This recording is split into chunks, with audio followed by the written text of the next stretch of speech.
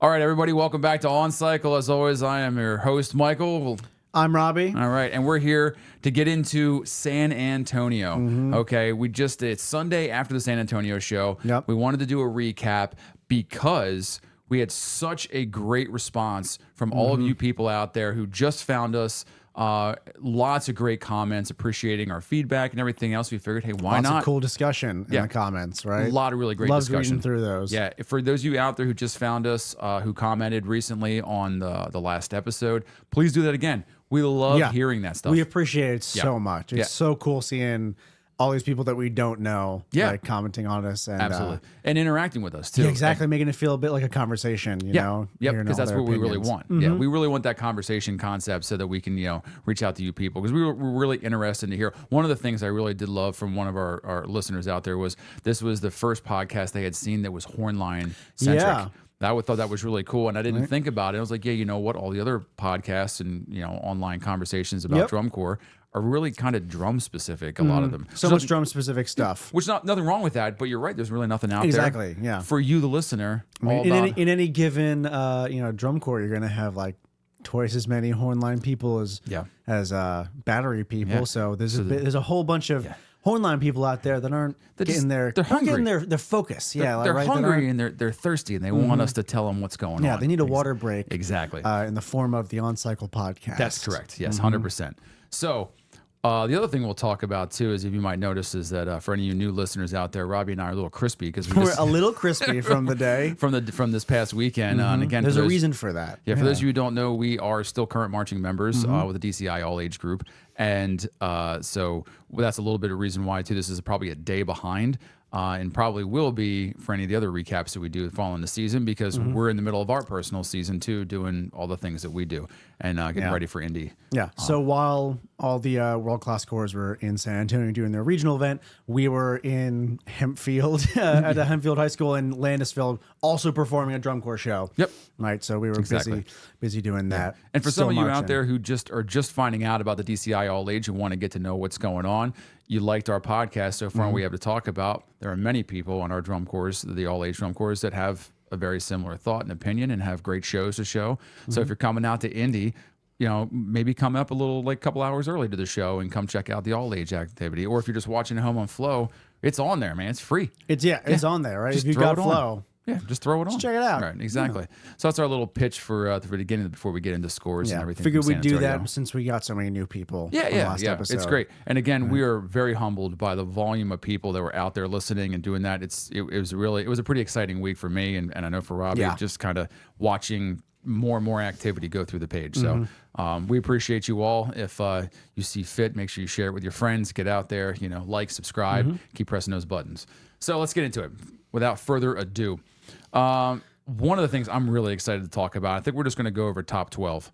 We'll say top 15, I think. Probably 15, 14. Yeah, some beloved corps that we know that are right on that sort of finals line that we still want to talk about. Yeah. And so anyway, the thing I'm really excited to talk about is the bloodbath that's going on to make finals this year. Yeah, because spots like 10 through 14, I would say. Yeah, there's only a 2-point gap between 11 and 14 right now. It's super tight. It's 70. Blue Knights are in 14th right now with 79-1, and Troop is in 11th place with an 81-875, and then Madison and Crossmen are in between there.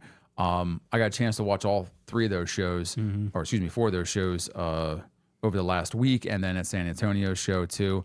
They are all in their own right, I think, finals competitive shows. Yeah, they're great. I don't even say they're bottom. Like, I hate saying they're bottom of final shows. Yeah, because all really the top 12. Way. We get so used to thinking of the top 12 as like the only drum corps that exists. I think I'm guilty of that sometimes. Pretty much, almost any drum corps fan is. You forget that it's still finals, right? It's still finalist. It is still the best of the best. Yeah. Right. Yeah, and unfortunately, not everybody can be in a top 12, which is kind of a good thing, because that means we have so many corps that there's more stuff to watch. And you've, I think, attested to the it's kind of a rush when you're in a corps that's like trying to make finals, and you're like you're gunning for something that you might not be on you may not be gunning for a medal. Yeah, and that might not be the thing that you can win, but you can still win in a sense by like getting to finals, right? It's a really cool goal to shoot for. Yeah, and you look at the top 4 or 5, right? Yeah. They're trying to win one of the captions. They're trying to win. They're trying to get into a medal position. Yeah, they're trying to get on the podium. Fighting for that, right? And that excitement and fight for that position is really, really fun. I find like the bottom half had the exact same feeling, and it's not like anybody's delusional. It's not like there's anybody sitting in spirit right now going, I think we can win this year. I don't think there's anybody delusional like that, but there are.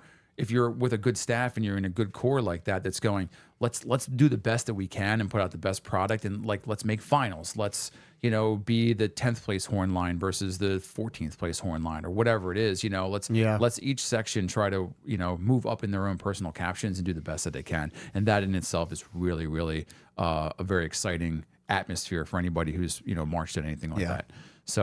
So I think looking at those four shows, Spirit is they had this. That's the monster show, right? That's what I call the monster show with the big the big black. What are they? I don't know. They're just monsters. Is what I can think of. And there's puppets. Yeah, there's like the giant like puppeteers. Maybe you want to call them that. I don't know. The show is really neat. It's really well performed. It's very, very.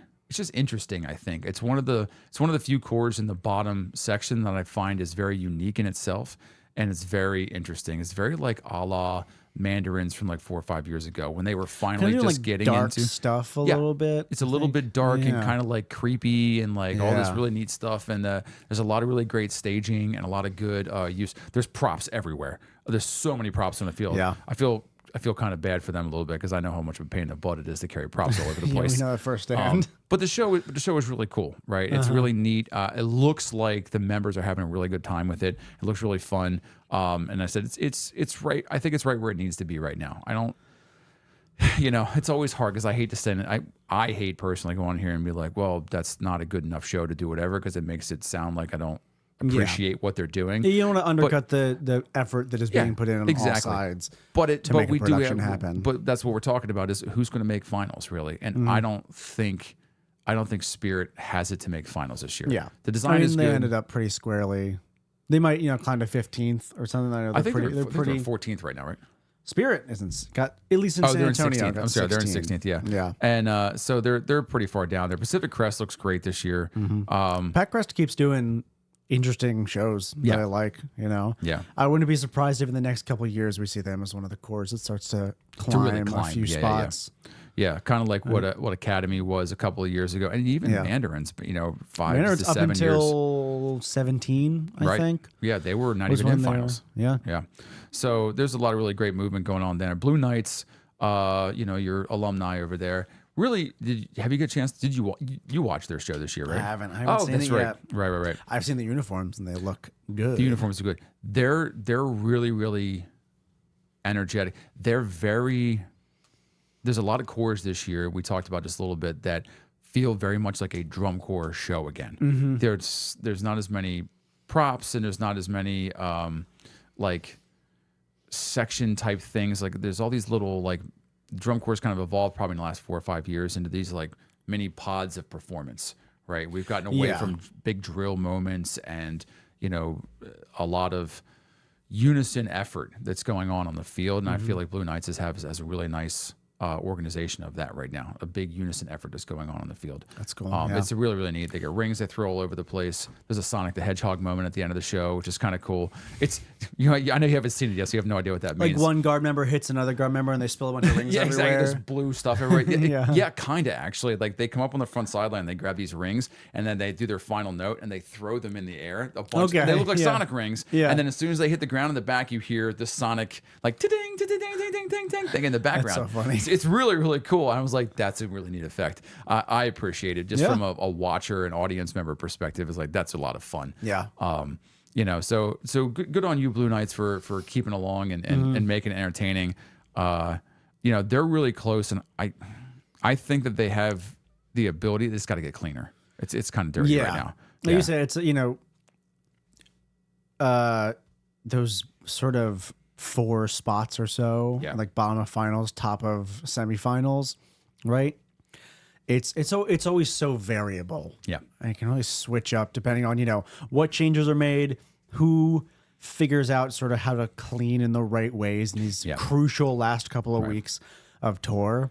Yeah, it can really make or break.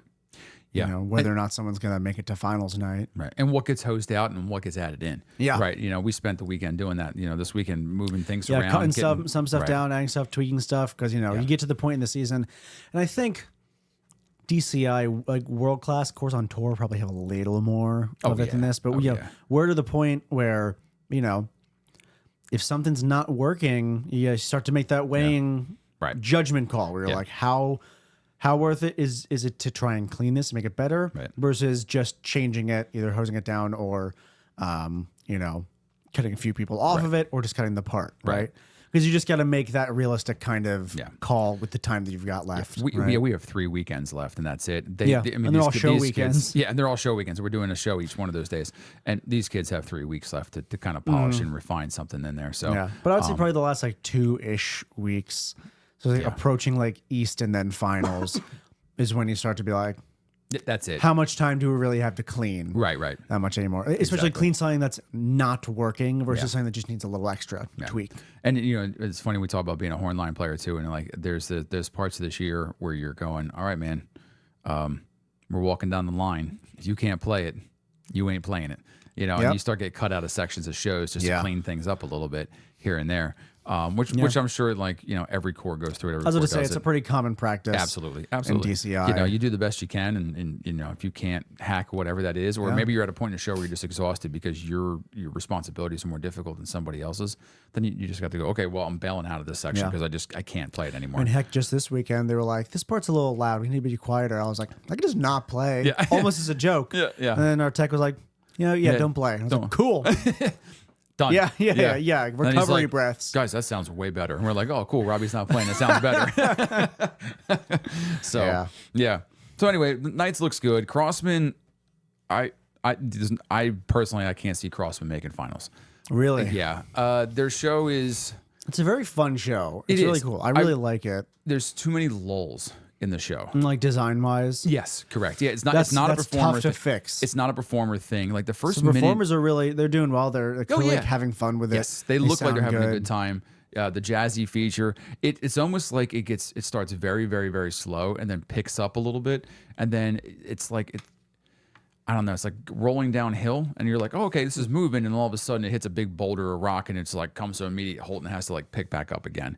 There's not a very comfortable ebb and flow to the show concept and the design, and it just like the first minute, I don't even maybe minute and a half, there's these like vignettes of sound that go through these different like pieces of music, and neat idea, but it takes forever. And it's like, oh my God, it's so long. And you're just like, what are we doing? And then one of them would be fine. And then you'd be drawn in, you get drawn into whatever's going to happen with the rest of the corps, right? But it's like 4 of them.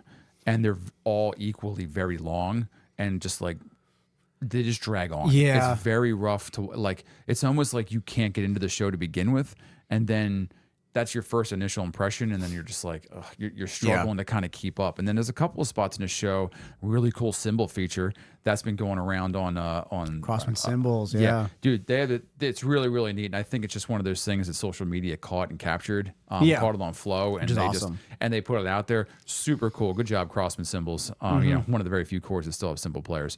But super, super neat thing. But yeah, it's just the pacing thing is such a tricky thing to do. It's so hard because you forget like drum corps pacing is so much different than just music pacing in general.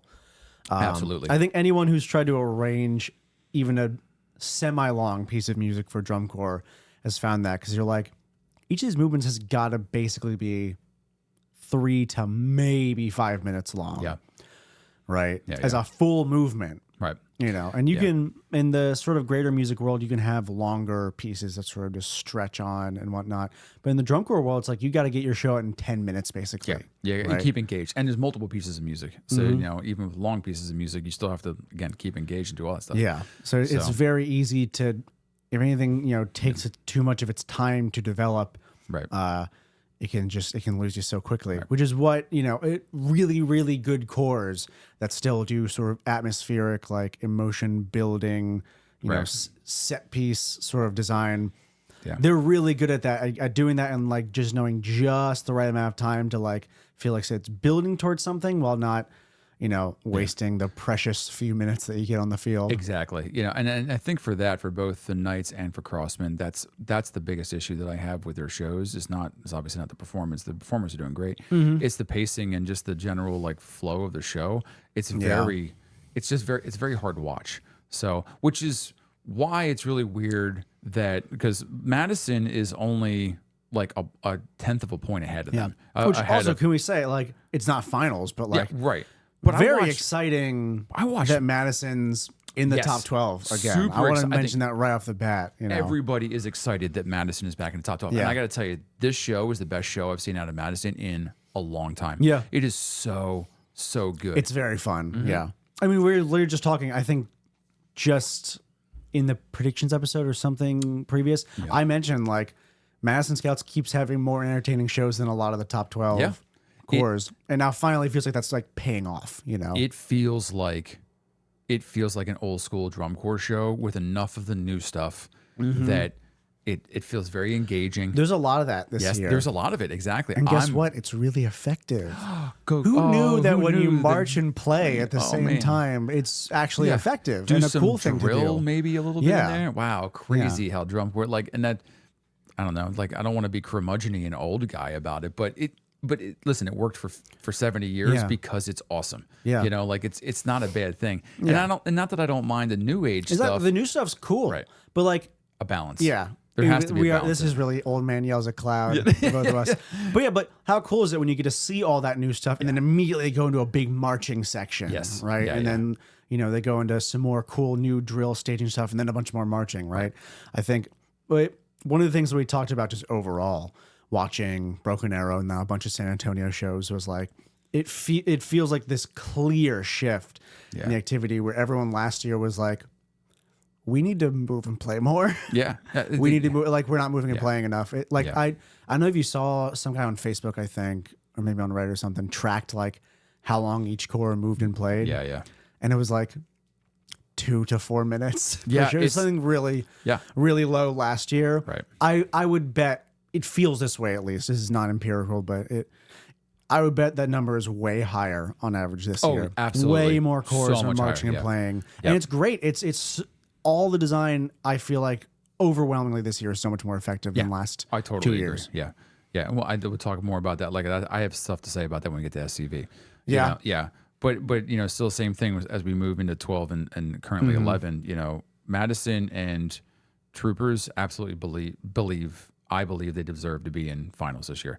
Their shows are so entertaining. They're crowd favorites, lots of power, lots of good storytelling, lots of energy from the performers. So much energy. And it's clean. It's pretty clean for a bottom, 2 cores, bottom 12 cores. And they're really close together. And I look at their show and then I put them up against Colts, which are in 10th place right now. And I don't know why there's a 2-point spread between Colts. Yeah, because the Colts are 83, I think, right now, and they're at 81 and 80. I mean, I think could be wrong part of it. Yeah, 83 and then having just seen a lot of these shows for the first time today, I think a lot of it might just come down to difficulty. I that's my point though. Is I don't. And here's the thing, as I talk about the Colts show, I really love the Colts show. We'll talk about that in a minute. But I really love all 3 of those shows. Yeah. And I, as an avid watcher and as somebody who's done this activity for 26 years, and I kind of feel like I can point out what's good and what's not good, rather than the average drum corps goer. I don't see too much. I don't see the difference between the cores from a difficulty standpoint and from a performance standpoint. Yeah. There's some cleanliness issues from point to point. So I do think Colts are cleaner from a and their guard is, I think, much better this year. The Colts guard is doing really well for where they're positioned. I think they're in 8th currently, but the core's in 10th. So their guard's doing pretty well. Yeah, I know you got the numbers over there. But, yeah, I'm looking at. But so numbers. I think they're kind of pulling them up a little bit probably. But from a GE standpoint and just from an effect standpoint, Madison and Trooper show is awesome. It's incredible. Yeah, it's so much fun. They're great watches.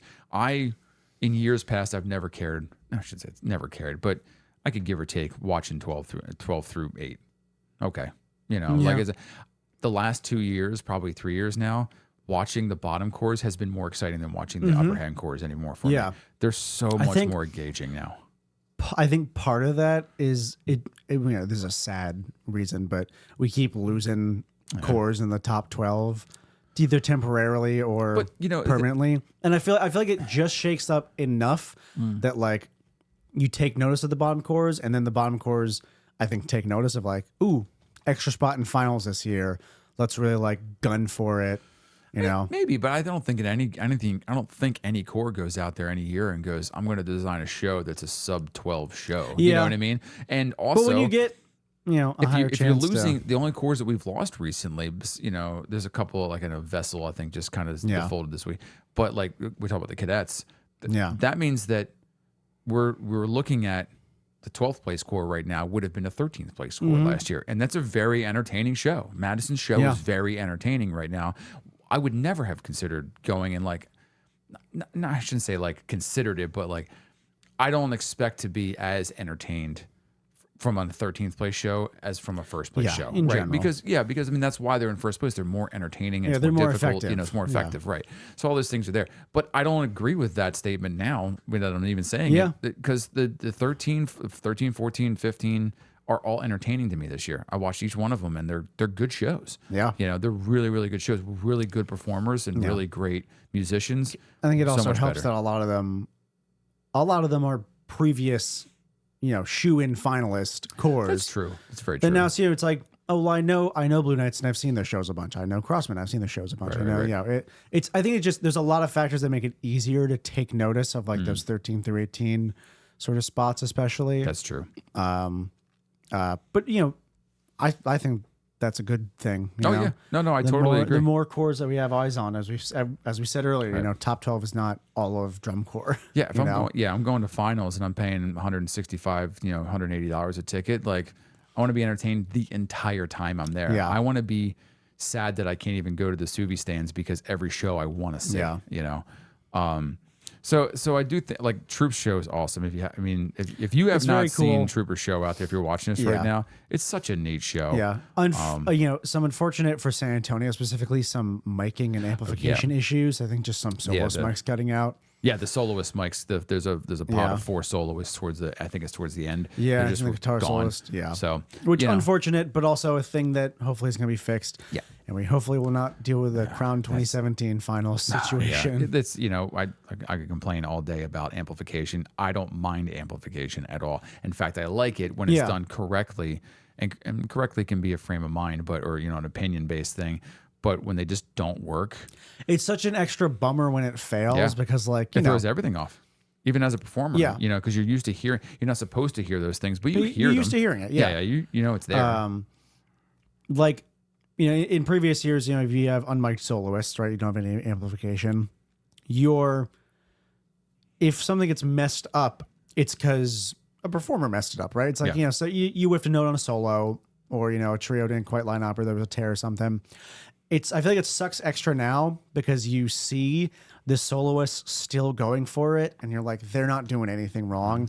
It's just it's an extra bummer when it's like, it's just a electronics failing issue, right? Which is so weird to me. Like, I don't know. Like, that's me being ignorant to the electronics world a little bit. I know a little bit of something about things, but why? How did you not just turn it off and back on again? Yeah. I don't know. I don't know how that stuff works or why it breaks all the freaking time. But it is what it is. Yeah. It's just it's unfortunate to see. Yeah. But so hopefully they'll work out those kinks and then be able to see a nice fuller production of that show because it is really cool. It is a fun Lots show. of cool stuff.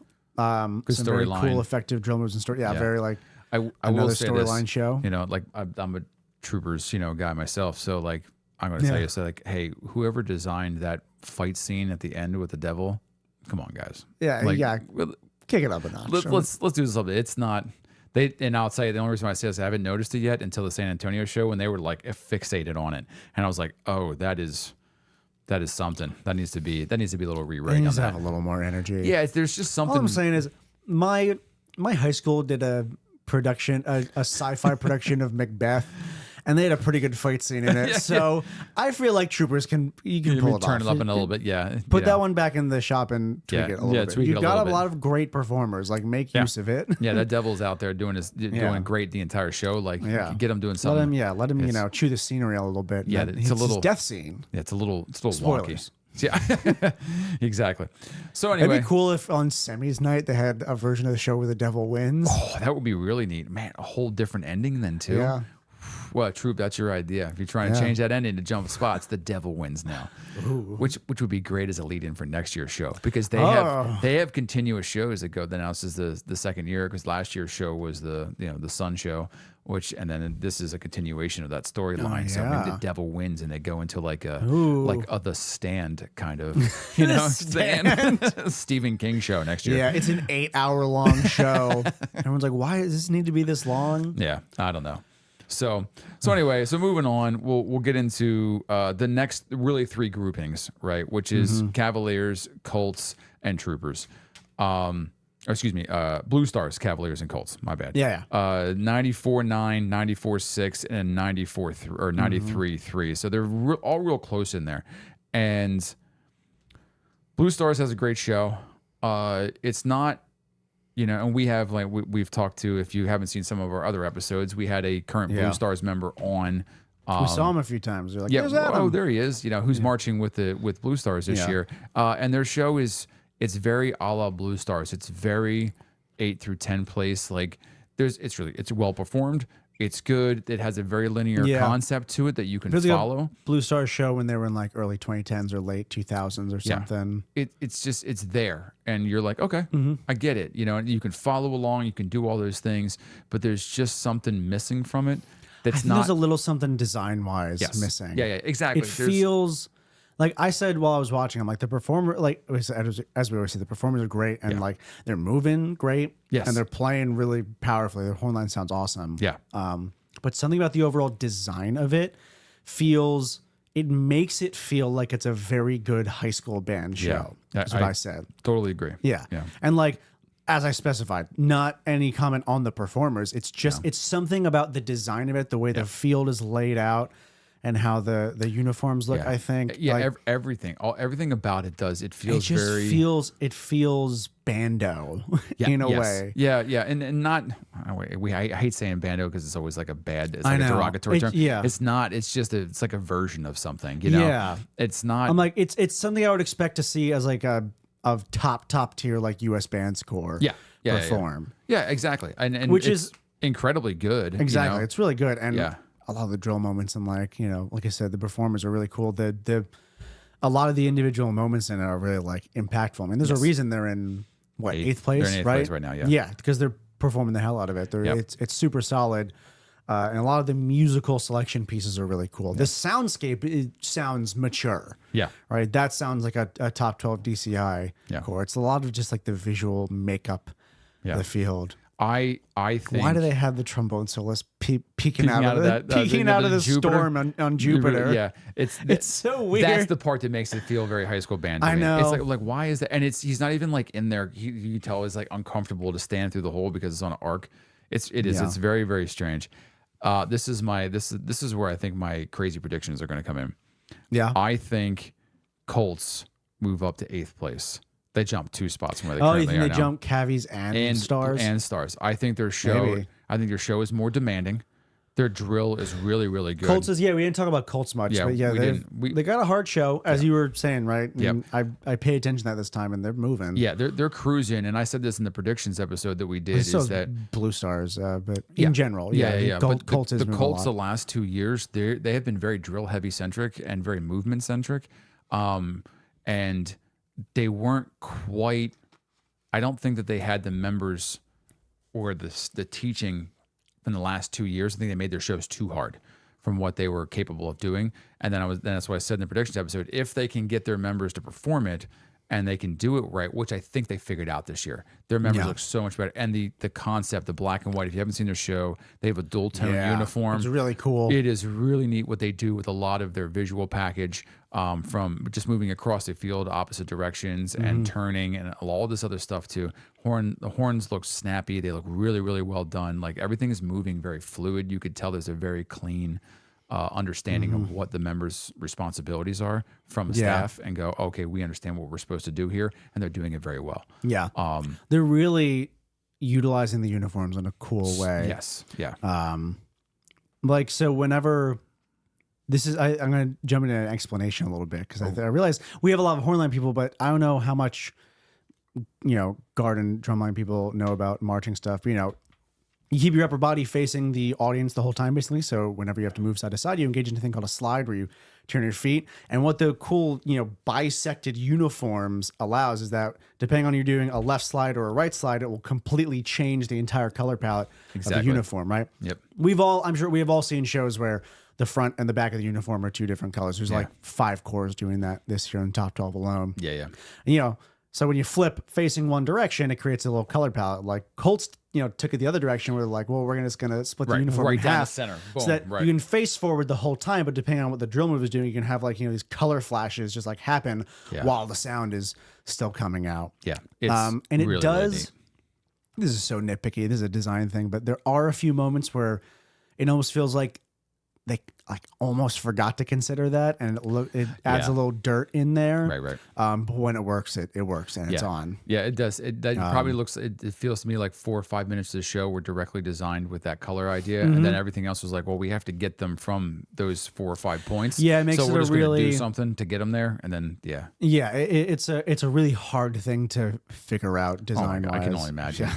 This is some of those like this old cadet show, like the old cadet show, when I wore the red and the white, and how well that drill works together. Like, that's a design nightmare, to be able to do. So, and this one's even harder because you can't even there's no pieware thing that tells you, hey, this person's going to look red, or maybe there is, but whatever. It's hard, right? Yeah. It's all just about slides and directions, and sometimes if you're not 100% like on the same page top to bottom in your visual educational package, it can be hard because a lot of times visual text and caption heads will make calls in the moment of like, hey, this move is kind of I'm technically traveling backfield, but I'm, going from side 2 to side 1, something. Yeah, so like, okay, do you want me doing a forward or a backward slide here, right? So if that's not clearly communicated, what the drill designer wants, that can lead to some tricky moments. That's hard. I've had sets where I've been moving backwards upfield because my horn angle just makes more sense. Yeah, because you're turned into the box, so like you're like, does it really make more sense for me to march this forward or backwards? I did that twice in the show this year. I did that like 4 or 5 times. I can't even count how many times. Yeah. So so I think Colts show is great. I think it's a better, a well-designed show. I think it has bigger GE moments, and I think it has the potential, if they can clean it, to be better than the Stars and Cavaliers. Cavaliers. We said in the last episode, if you watched it, we have our feelings and thoughts on it. Yeah. I will say that this San Antonio run was a little bit better. I think it did feel better. Somebody out there listened to this podcast and was like, finally, we probably should fix our audio stuff. These two guys know what they're talking about. Exactly. Really. Yeah. So it seems like it's a little bit better. They're cleaning it up, which is why I think they're staying where they are right now. Yeah. I mean, obviously it's mid-season, but I don't see what they have and what they're doing. Not that it won't get better, because everything gets better, but it's a design thing. I don't think that they're going to be able to. You can't climb that much, right? You can't move that much when you don't have anything there to move with. Yeah, right. And there's only so many tweaks you can make. Colts do. You know, and we talked about they've got the Stars. Sauce. Yeah, they got the Stars. Stars will be good. I think they're going to hold probably 8th or 9th. Yeah. But I do think that Colts are going to jump up there and they're going to push Cavies down into that position. And then probably Blue Stars and Colts will be fighting for who gets 8th. Yeah. Yes. I think that's the way it's going to run. Yeah. Because I don't think they're going to catch Mandarins. They're not going to catch Mandarins. Because if we start to talk about Mandarins up to Coats, there's almost a 3-point spread between Blue Stars and Mandarins. That's a pretty big jump to do that. But I also think that there's a major design upgrade when it comes to the top 7 cores this year. They're just they're really all putting out some great stuff. Yeah, from sound and everything else. So we didn't talk about we talked about Mandarins. Their show. And I think they ended up pretty much exactly where I think we expected them to in the I thought so too. overall I think scheme of things. SCV is only 3/10 ahead of them. So they're like kind of battling it out for that 4th and 6th position right now. SCV show, I don't want to say it bores me because I really like their show, but it also it lulls me at times. It feels like there's some of the same design issues from like 22, but not nearly as bad. No. I mean, that show was rough to watch. snoozing. Yeah, I call it it Finding Nirvana because I fall asleep during it.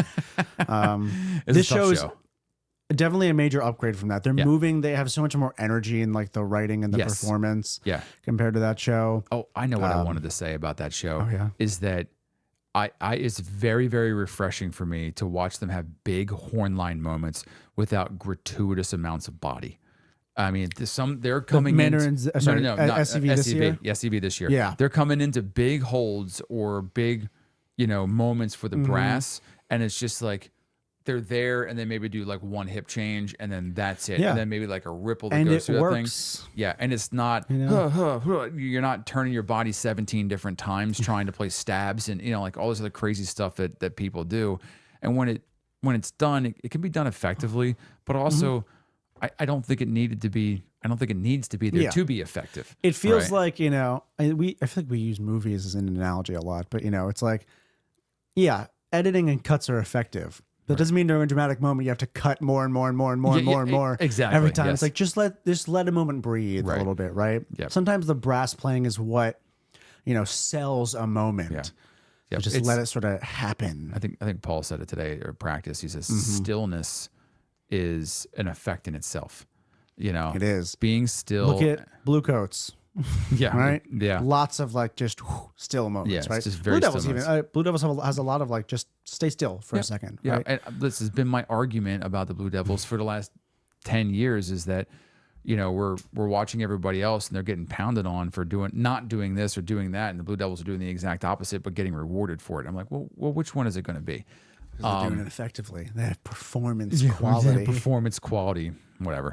So, but but I love the fact that they're the only corps that doesn't have props this year.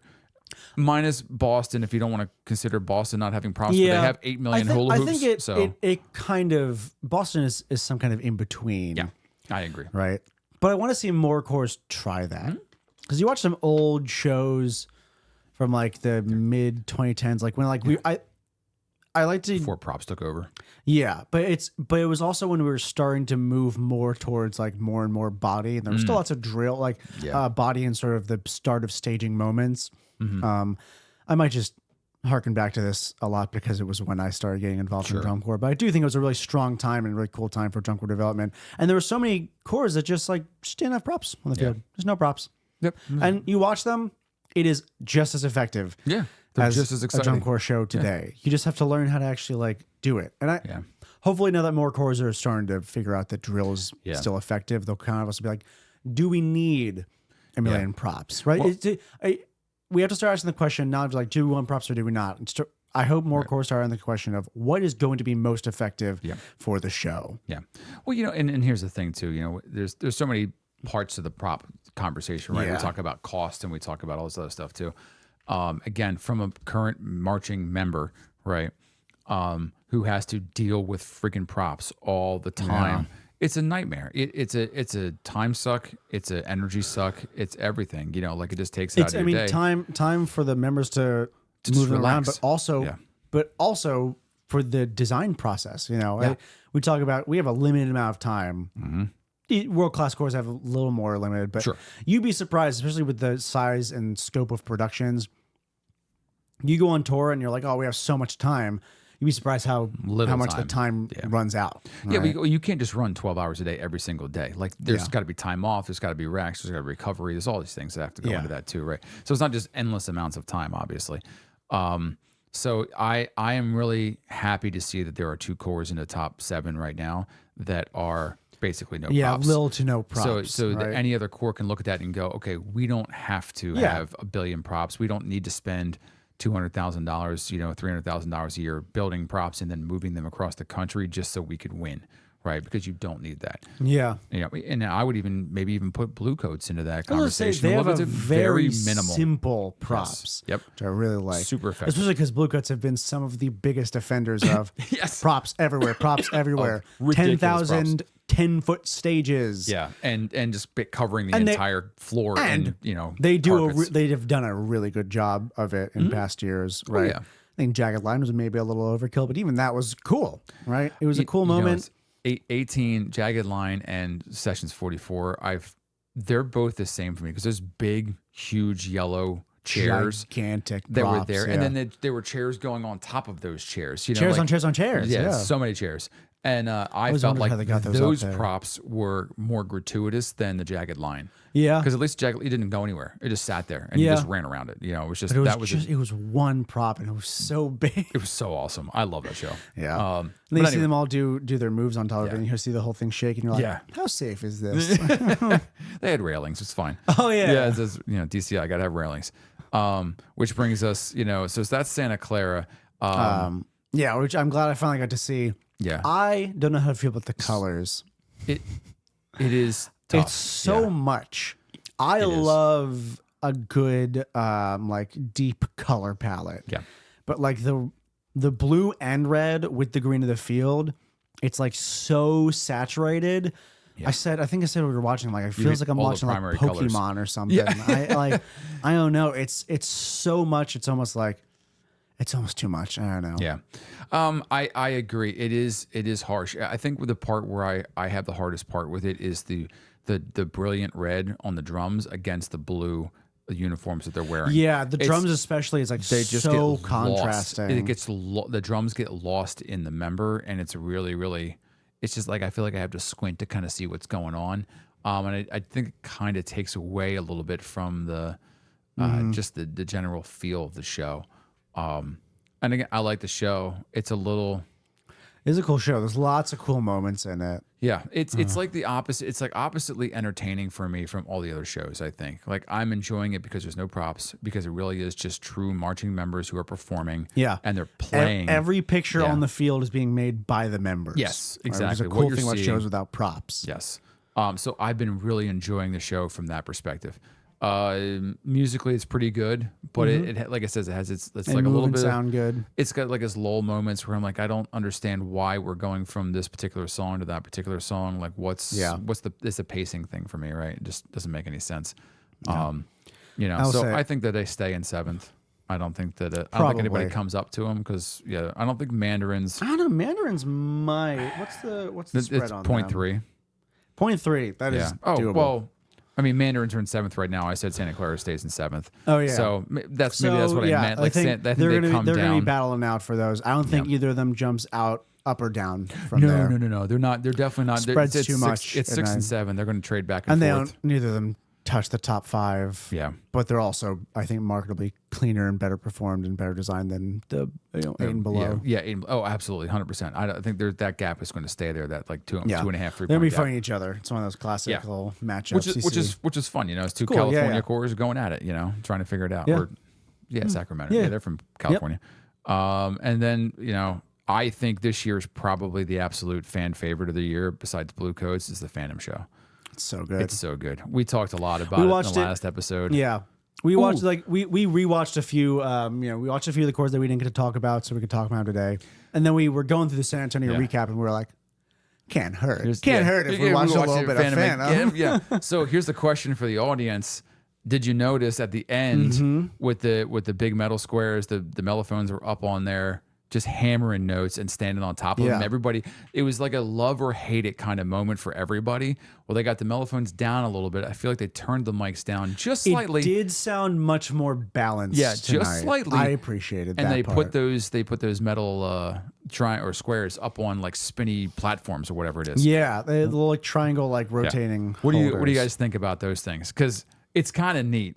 I think it makes the last set look cooler. Yes. Yeah, I agree. It's not so static. There's a lot of movement in the last set while they're just kind of standing there and they're powerhousing. they allow the members to just park and bark on the front, sort of. It's awesome. While still having a little bit of something going. Almost like, honestly, Mandarin's ending last year. Yeah. Where they just got to just wail on the front sideline. While there's all this kinetic energy going on while everyone them, right. else, while 6 chosen members get to try and not puke while they're getting thrown in the NASA G-force tester. Which is ridiculous. That I wish, if there's anybody out there that knows somebody that does, actually, I have a friend of mine who marched that show last year. I should just ask him who they were and see if I can get him on the show, just to ask him how sick they were. This is also a fun point to note. We've mentioned a couple times we're on a prop crew for it. So we have to deal with a lot of the, basically, the safety regulations for what was DCA, and now especially with DCI. We had to deal with it last year because we started doing some DCI shows. Now this year, obviously, because we're in DCI. Right. So we have a little bit of inside knowledge on what constitutes as a safe prop, when you have to have railings and certain safety features. All these exist, and we're all like, oh yeah, we gotta follow these. And then Mandarins goes in and is like, we're gonna stick people in these big metal boxes and just rotate them around at 30 RPM. Yeah. Like a psycho bingo ball, just going at it. Or hey, we're just gonna have some people bungee jump in the middle of the show off of like a 15-foot tall platform with their horn or something. Whatever. Just, whatever. Yeah.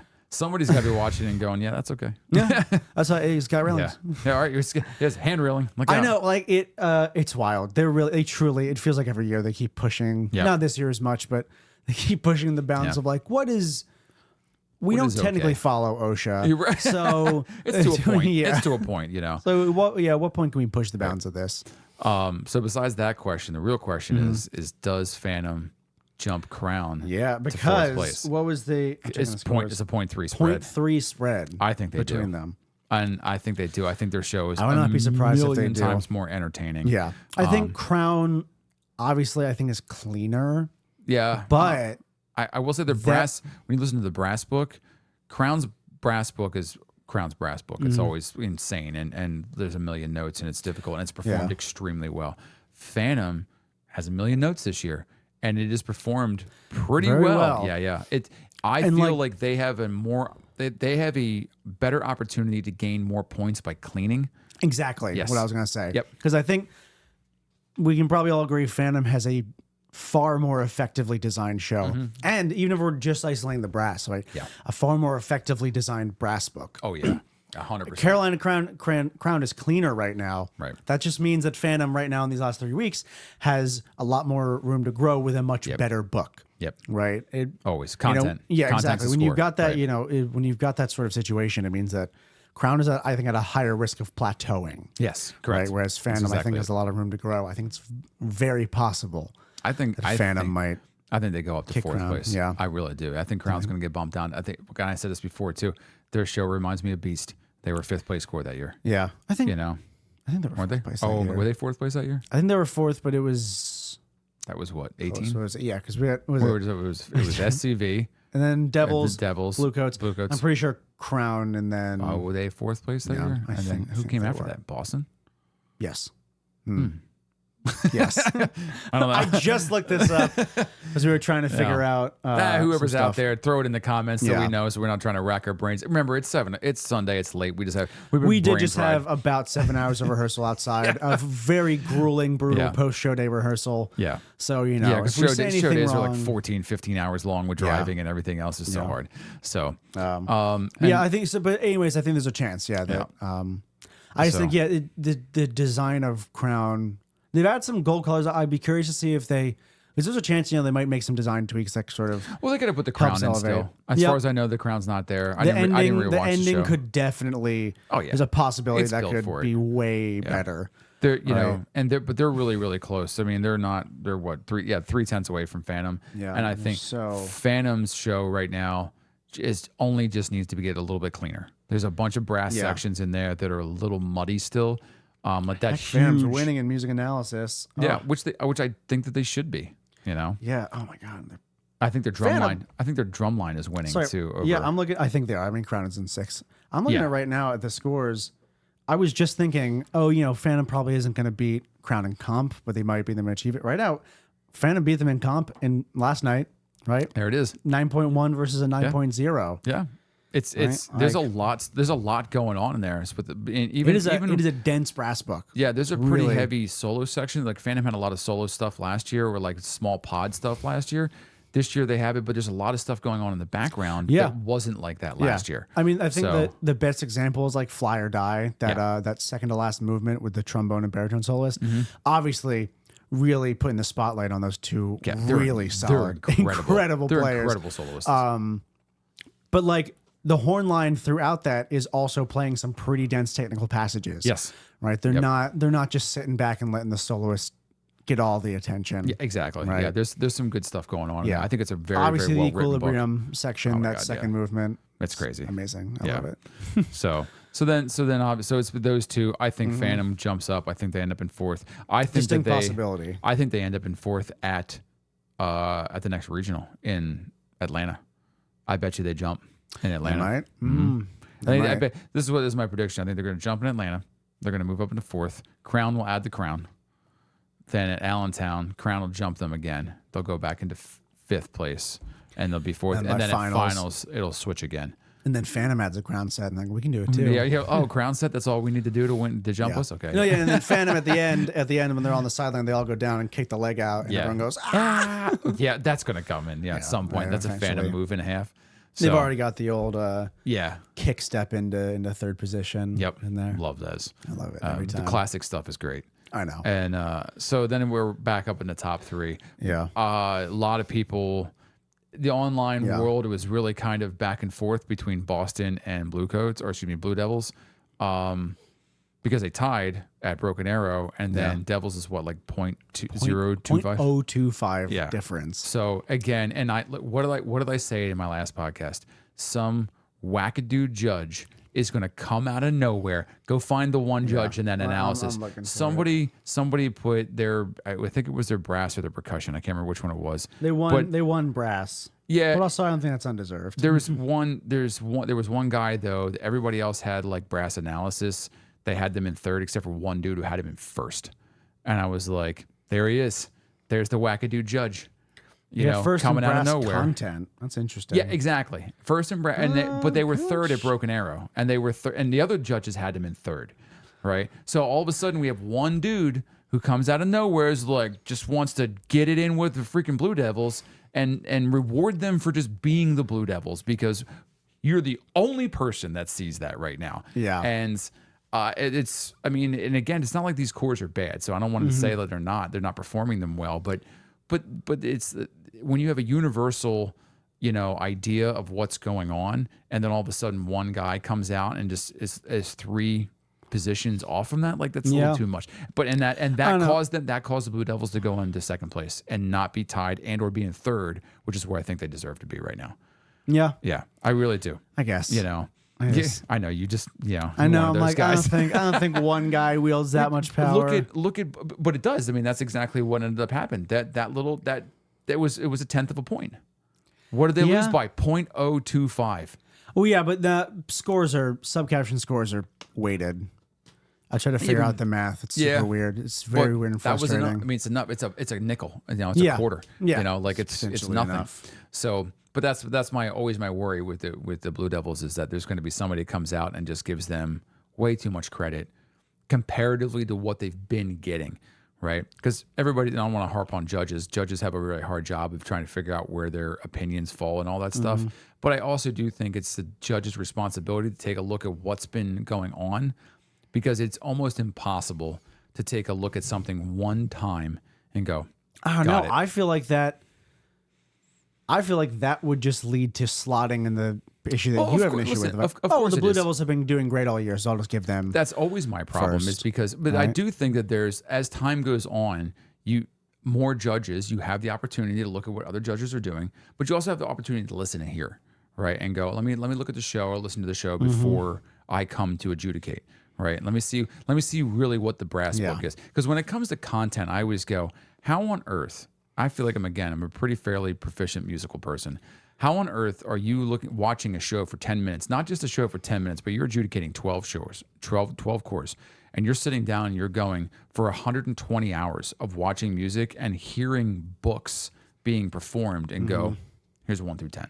That's a hard thing to do. You have to come in with some previous understanding of what's going on to be able to to go like, here's my top 3, here's my 4 through 5, here's my 6, 7, and 8, and here's like basically what we just said this entire show. Like that's how you stick stuff in there. And then so it should be generally speaking around there. To be able, I don't want to say to make it fair, but unless somebody's going to come out and make arguments for why it's this way or that way. But again, when you have 90% of the judges going one way and then 10% of the judges roguing the other way, why? I don't know. Make having been on tour and seeing lots of subcaption breakdowns as I go through, like that kind of stuff happens a lot where you jump up and down in a sub caption. One thing. Yeah. It's just odd, but that's always the case. I think the real thing, looking through these recaps, I think the real reason that Boston didn't win is they got 5th in visual proficiency, which is wild. Which I don't know what are they getting crushed Coach on? Devils Crown got 3rd. Guess who got 4th in visual proficiency? Phantom got 3rd in visual proficiency. Okay.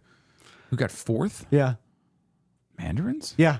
Wow. Okay. Mandarins got this one judge was like, yeah, Mandarins 4th in visual proficiency. Okay. Which like I don't want to say they don't deserve it, but like, dang, okay, Mandarins. Yeah, right. Cool. Good for you guys. Yeah, right. Yeah. I mean, like why? Like how was Boston that far down?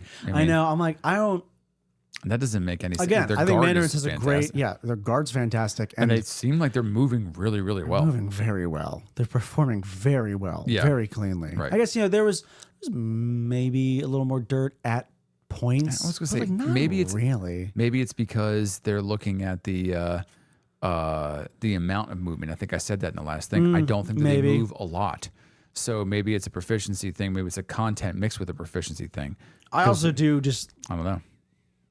If you held a gun in my head, I can tell you the distinct difference between the visual proficiency and visual dash analysis categories. I'm sure there's some writing out there somewhere that tells you exactly what it is. Yeah, I think there's a handbook for judges that breaks stuff down. There definitely is. So, I mean, points wise though, so this is the thing I think a lot of people are excited about is that Boston and Devils, it wasn't just a fluke at Broken Arrow. Right. 0.025 difference. Yep. That's new judges. I said that before. That's basically still tied, right? Mm-hmm. And then the gap has widened between Devils and Bluecoats. Yeah. It's just so good. Incredible. Yeah. I mean, it's like almost a 1.2 spread, over a full point spread. Yeah. The only thing that can beat the Bluecoats now is the Bluecoats. That's it. If they fall apart or if their just energy dies out or they I don't know, the whole core gets sick. I don't know. Like I can't imagine what would stop them at this point. Yeah. The show is just so freaking good. Yeah. We watched it again. That was another core that we were like, we just got to watch it again. Yeah, let's just rewatch. We watched them and Boston. Good. Boston's look great, and they look great too. Yeah. And their show is just and it's time. When we're talking about earlier, we're talking about shows that are very drill heavy and very there is the right balance between new and old in the Bluecoats this year. Good balance. A lot of really great drill moments, a lot of really great, very well performed, movement around the field and everything else. And then there's a bunch of times too, for all you people out there that are kind of going, whatever. There's a lot of time when the horn line is basically sitting on the back sideline and just doing like random drill, like they're not doing anything. They're just back there, they're doing movement. But I also can point out lots of shows where, horn lines go and hide behind props and sit there and wait for the drum line feature to be over. The drum line, Like how many times have you seen where the drum, it's like, all right, it's the ballad drums. Yeah, go to the corner. Sit in the corner. Yep, exactly. And the horn line has done that a lot of times. BD was classic for that. I've watched BD do that tons of times. And it's it's a great time to be like, let's bring the focus over to a different part of the core while also giving our horn line a little time to rest. And there's just a lot of I think there's a lot of really fun stuff going on. Like the tubas in the back crack me up every single time. I can't not watch them because they're down there they're just doing ripple drill. They're just doing like random stuff and like it's almost like they gave the tuba tech be like, all right, hey Johnny, it's we're gonna be working this part of the day. The tuba's just gonna be in there for 48 counts. Yep. Just kind of do some cool Ripley stuff. You've seen the rest of the show. Yeah, and then that guy, not knowing what he wanted to do, went to all the tuba players and said, every one of you pick one thing you want to do. And John's like, I want to sit down. I'm like, great. And John, cool, we're going to sit down. Well, who wants next? You're going to lay down. Okay, and then just doing a ripple. And he just sits and lays down. Yeah. And like, oh, it's the ultimate lazy tuba player move. It's the stuff you learn on tour. You'd be surprised how often just members just saying random stuff is like, sure, we'll put that in. Yeah, exactly. We Yeah, put a 100. Naruto run in our show because someone was like, we need a transition to get from this block to the, because we had our in 70 brass feature. It was 2 sides and we kept getting further apart for each one. So they were like, how do we transition between them? It was like, someone was like, what if we kind of like lean down, like put our arms up? And all the other members were like, is he suggesting we do a Naruto run? And our designer was kind of like, I like that. I love that. Yeah, that's great. Yeah. And we were like, we're doing a Naruto run in a top 12 show. God darn it all. Jeez, oh man. Yeah, exactly. Yeah. So yeah, which I get. I had stuff in the show last year that I got stuck in because it was stupid. Oh, we did this thing, remember? Yeah. I think I suggested like, what if we did come like this? And it was like, this looks great. Put it in. Yeah. We're like, so that's how I think they if it wrote. works, it works. All of the tuba feature from the Blue Coats this year. That's exactly how it was written. It was written just a bunch of tuba players sitting around and be like, let's stand up. We're gonna sit down. What do we stand up next? Yeah, what if we stand up next? What if I put my arm? Yeah, touch my exactly. Yeah. It's ridiculous, and I can't stop watching it in the background. It's so fun. It's hilarious. Yeah. So, yes, yeah. I mean, there's some really cool movement that's going to happen. 2 and 3 are great. Yeah. 4 and 5. 2 and 3 are going to be a big fight for that. 4 and 5. 6 and 7. It kind of goes down in pairs for a lot, and then I would say the bottom. That group 4. of 3 with Stars, Cavaliers, and Colts, right? Yes. These are all the pairings to sort of watch out for. Yep. I think it's pretty safe to say no one's going to move out of most of those pairings. I don't think so. No, I don't think so at all. I think nobody's going to go up. There's a potential for any one of them to come down. Yeah. Because any core has the ability to kind of fall apart. Sorry, Boston, but Boston at the last week, they have like a curse on them right now. The last week of the season, they start to lose gas and they just go boom, boom, boom. And boom, alternatively, I think Blue Coats the last 2 years has shown they have the ability to keep the foot on the gas a little bit. Exactly. So you see that switch happen a lot the last couple of years. That's happened. When Blue Coats goes over and even which is good because that's what you need for to beat the Blue Devils in finals week. Yeah, they're notoriously difficult to beat in finals week. I don't know they're the world's best finalist performing core. They really are. They come out just so hyped for finals every single year. They do such a weird. You watch them and like, if you've ever seen head game videos, sometimes they'll do like the on the field prep stuff like before an encore and whatnot. I don't even think it's hype. It's like the opposite. I think the Blue Devils are, you will hear this a lot. If anyone does drum corps out there, you'll constantly hear your texts telling you, be like, practice like you're going to perform so that when you perform, it's nothing different. It's just like you've been doing the whole time. And the only corps that can consistently do that basically 100% of the time is Blue Devils. Yeah, I agree. I think they're so good at finals because they get to finals and like, I'm just going to keep doing what we're doing. Yeah. Just going to keep improving over and over. I think they give them time off. I think they rest them. I think they give them so they much rest time. They work so hard, like you said, very continuously, practicing like they're going to perform almost all the time. So when they get to finals, there's really nothing left to clean. It's just, let me rest your legs. Let me get you guys ready. There's a routine you got to fall into. You can't fall out of the routine because that throws everybody off. But your chunks are a little bit easier. You're taking things back and you're kind of relaxing. You're kind of doing that stuff. And then that's why they're so successful. Versus every other core is like pushing. Is probably what's happening in Boston is they're just burning them out. So I mean, and then to finalize to cap off the list, I think that the bottom 4 there could be some mix up, but I personally do not see Troop and Madison getting kicked out of finals right now.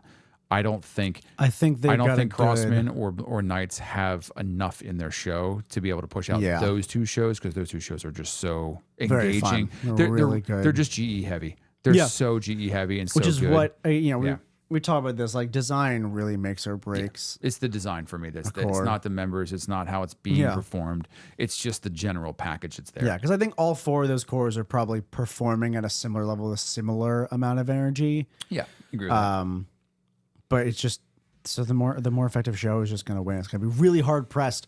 You're going to be really hard pressed to outperform your show design. Exactly. Right. Enough to kick another group out of their spot. And if they were going to do it, they would have already done it. Yep. Yeah, they'd already be doing it. So there's only 3 weeks left. Yeah. Yeah, exactly.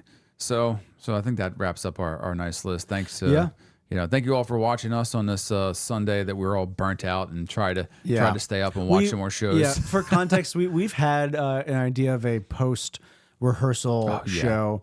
It wasn't quite. We wanted to like not even shower before, just we like were in our rehearsal stuff, just yeah. like covered in sweat and sunscreen. Yep. To like have like a sort of like cut off tank top and destroyed. You know, like to whatever your have- nasty drum corps clothes. to sort of have like a hey, this is what it's like at what the it end of the looks like. day. Yeah, You know, this is what the end of the day this looks is like. the ugly true face of drum corps. Exactly. But so today is sort of a little bit version of that because we are.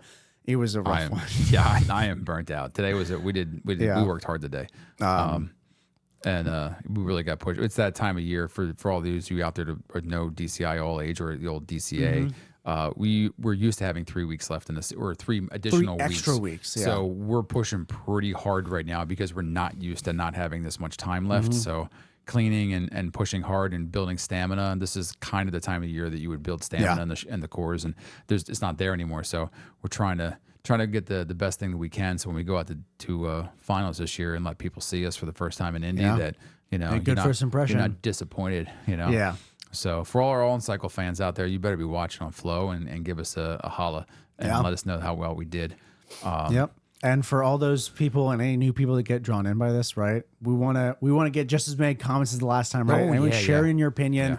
We love. I mean, you've seen it. We respond to basically every single comment. Every single comment I responded to, 100%. I think we had 40 or 45 different comments from different people, and it was I awesome. responded to all of them. Yeah, I loved hearing it. I loved hearing that we were mispronouncing the title of the piece. It's agape. It's not the word. Agape is a real word and a real term that your mouth, a position that your mouth could be in, but it's the Greek word agape for unconditional love. Apparently, did we say that at some point? Did you say that? Yeah, I talked about Mandarins and Blue Coats having the same. Oh, okay, gotcha. Yeah, yeah. And there's no, when they have a show title or a song title, they don't like have a little asterisk. Like, oh, by the way, there's 2 completely different words that, and I'm not going to tell you which one it is. I'm just stupid. I thought it said escape. Escape. Like escape. Yeah. Get out of here. Espresso. So get in the comments. Let us know what you think. See if we're on point, like we said, or put your own list out there. Yeah, if you think Core's gonna switch around or anything, any big upsets are gonna happen or anything like that. Maybe we'll throw a prize out there for anybody who gets it right. Yeah, throw some scores down. Throw a list. It's kind of like a March Madness pool. Yeah, you know what I mean. But you got to put it in there soon. You got to put it in there now, so you get ahead. I would say before Atlanta. Yeah, and then see what you come up with. Yeah. So thanks again for everybody for watching. We can't appreciate you more. So that's it for us. Yeah, keep up. Keep tuned in for more recaps and stuff as we push towards the end of the season. Yeah. But until then, off cycle. Yeah. Cool.